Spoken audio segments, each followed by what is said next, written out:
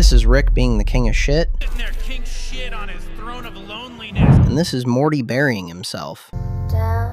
Even with how funny and upbeat this show is, it is notorious for giving us moments that make everything feel so bleak. I was bored, so I decided to watch every episode just to bring you all the most hopeless moments in the show.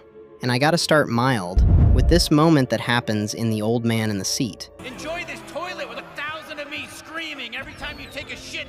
In this episode, we get to know that Rick has a secret toilet on another planet because he is a shy pooper. It's funny stuff, until Rick discovers someone else has been using his toilet. Rick immediately loses it and starts tracking this guy down.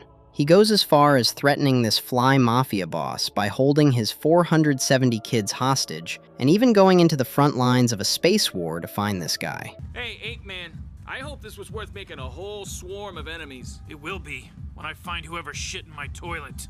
Rick eventually finds him and seriously warns him to stay away from his toilet. Turns out, Tony is kind of stubborn, and he refuses to let go of Rick's toilet. Rick is so angry, but he just can't bring himself to kill the guy, so Rick tortures him by giving him a drug that makes him think he is in a heaven filled with toilet seats. Tony died. Excuse me? Not long after, Tony dies, leaving Rick sad, seemingly because Tony didn't get to see the elaborate trap Rick set for him. But there's actually a deeper reason behind Rick's sadness in this moment. All hail His Majesty, the saddest piece of garbage in the entire cosmos. You see, Rick's a man with frenemies, but Tony, he's shady, willing to use another man's secret toilet and then use his dead wife to get out of trouble. But he has no malice towards Rick, and comparatively no killing intent. Deep down, Rick needed a close friend who wasn't out to kill him. And besides Bird Person, Mr. Poopy Butthole, and Squanchy, we really haven't seen anyone else like that for him. Here's your last chance. Goodbye forever. If you touch my toilet again, you die. You need a friend. I have a million cooler friends than you. I'll be seeing you. You'll be dying. We're gonna be friends. You're gonna be dead. And this moment is Rick just realizing exactly how lonely he is. But you know what's more hopeless than this moment? The fact that you haven't subscribed yet. I know that because over 90% of you guys aren't subscribed yet. If you're enjoying this, please drop a like and consider subscribing. It really helps the channel out more than you know. By the way, this is not the only time Rick has been this lonely. Rick, forgive me for doing this in notes. I'm not strong enough to do it in persons. I realize now that I'm attracted to you for the same reason I can't be with you. You can't change. Autoerotic Assimilation is that episode where Rick reconnects with Unity. At first, everything seems fun. They're partying across an entire planet. Then Unity realizes something she can't ignore anymore. Being with Rick is destroying her. She's becoming a worse version of herself because of him. So she leaves. And she leaves Rick with a letter that basically says, "You're toxic, and I can't do this anymore." I lose who I am and become part of you. Because in a strange way, you're better at what I do without even trying. Yours. And nobody else's. Unity. What happens next is genuinely disturbing. Rick stumbles back home, completely broken, a devastated man walking into his garage alone. And then we watch him build a machine to end his life. Are you afraid of me now? He positions his head under the laser, and the only thing that stops him is this. He passes out drunk before he can go through with it. Think about this for a second. The smartest man in the universe, someone who can literally do anything, sees no reason to keep existing. And what makes it truly hopeless is the fact that Unity was right. Rick knows she was right, so he doesn't fight back or try to chase after her. He just accepts that his existence hurts people, and he nearly erases himself because of it. But as dark and hopeless as this moment is, the moment that Morty loses the love of his life in the vat of acid episode hits harder. Did you have fun, Morty? Is this because of the vat? No. And the only reason this even happens to Morty is all because of Rick. Let me explain. You see, after Morty complains about Rick's ridiculous escape plan that involves jumping into a vat of fake acid, Rick decides to make it up to him by building a save point device. It's basically a remote that lets Morty create checkpoints in his life, just like in a video game. At first, Morty has fun with it. He's pulling pranks, taking risks, living without any consequences whatsoever. But then something unexpected happens. Morty meets a girl. And not just any girl, the girl. someone who actually gets him, someone genuine and kind and literally perfect. What follows is this beautiful montage of them falling in love. For once in his traumatic life, Morty experiences genuine joy. But here's where it gets dark. They're on a plane together when it starts going down.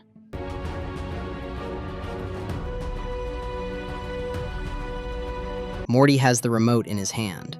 He could reset everything, go back to his save point, and avoid the crash completely. But he doesn't.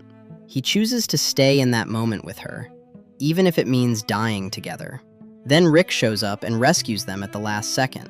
And that's when Jerry accidentally presses the button. Everything vanishes. Every kiss, every laugh, every memory they built together. The girl doesn't even recognize Morty anymore because, from her perspective, they never met. But Morty remembers everything. Watching Morty kill himself over and over just because he can't get over this loss, or because he is punishing himself for losing her, made my heart sink. It really was a hopeless moment for Morty and I. It gets truly devastating when Rick reveals that he made the device specifically to punish Morty for mocking his fake vat of acid idea. Don't ever make fun of me again, ever! All right, come on, Morty, let's go home. He wanted Morty to feel pain, and boy, oh boy, did Morty feel pain.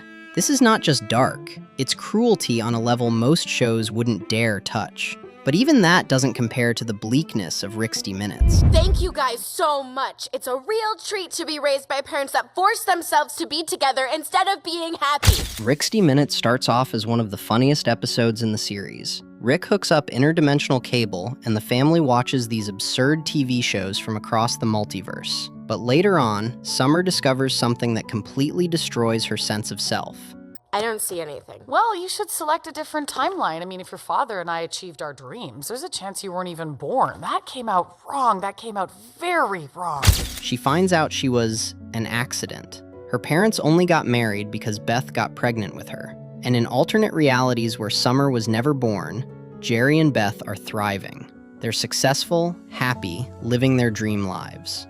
Summer realizes that her entire existence ruined her parents' lives, so she decides to run away. And that's when Morty stops her with what's become one of the most iconic lines in the entire series. I'm a version of your brother you can trust when he says don't run. Nobody exists on purpose. Nobody belongs anywhere. Everybody's gonna die. Come watch TV. This moment is so deeply hopeless because Morty isn't depressed when he says it. He's calm, almost at peace. He's accepted that life has no inherent meaning, and somehow that's supposed to make Summer feel better. The solution to her crisis isn't finding purpose or discovering her value. It's accepting that there is no purpose, that existence itself is random and meaningless. And the show frames this acceptance as growth and maturity, as Morty finally understands how the universe really works. In a multiverse of infinite possibilities, none of it matters anyway. And the reason Morty came to this state of mind is all because of what happened in Rick Potion 9, or what I like to call the most hopeless episode of the show.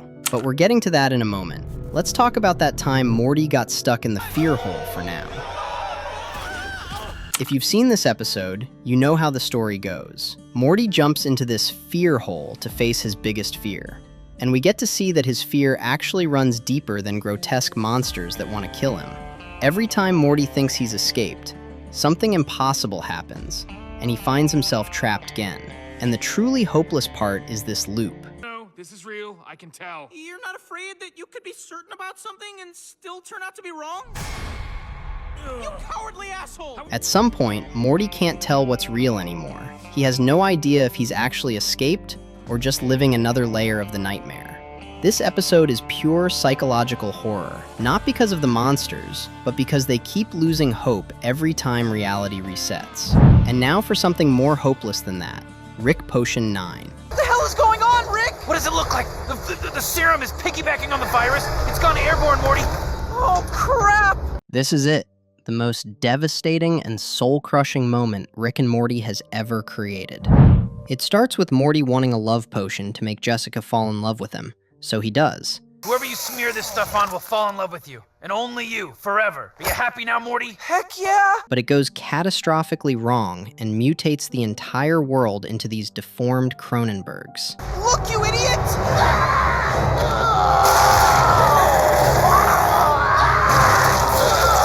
Rick does what Rick always does. He finds a shortcut. He locates a dimension where another Rick and Morty just solved the problem perfectly. And then those versions immediately died in an explosion. So our Rick and Morty just take their place. They bury their own dead bodies in the backyard and steal their lives. The final scene is burned into the memory of every fan who's seen it. Morty is in the backyard, digging a grave for himself while Mazzy Star plays in the background. Just a traumatized 14-year-old kid burying his own corpse while his family sits inside, completely unaware that these aren't the Rick and Morty they've known their whole lives. Let that sink in for a moment. Morty abandoned his real family to a nightmare world full of monsters. Meanwhile, this new family has no idea their actual Morty is dead and buried in the backyard, replaced by an imposter. And here's the worst part. The show later reveals Rick has done this quite a few times and did it even after this episode. This image of Morty looking at his own dead body isn't just dark, it's a visual representation of innocence dying, of the realization that he's completely replaceable and his family won't even notice the difference. And then he just goes inside for dinner, because what else can you do when you realize that nothing you've ever done actually mattered?